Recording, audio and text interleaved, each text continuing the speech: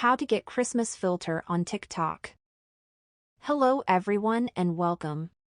In today's video I will show you how you can use the Christmas filter and beautify your pictures or videos. It's winter and with it Christmas.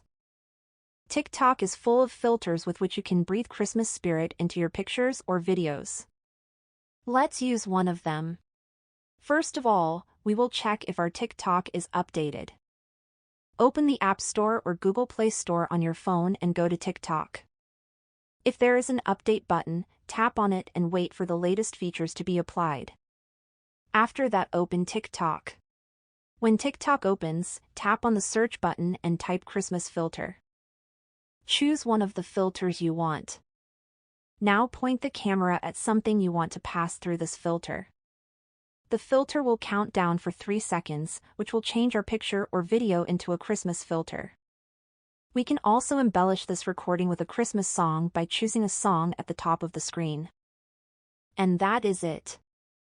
If you found this tutorial helpful, don't forget to give it a thumbs up, subscribe for more TikTok tips, and hit that notification bell so you never miss an update from us. Thanks for watching, and I'll see you in the next one.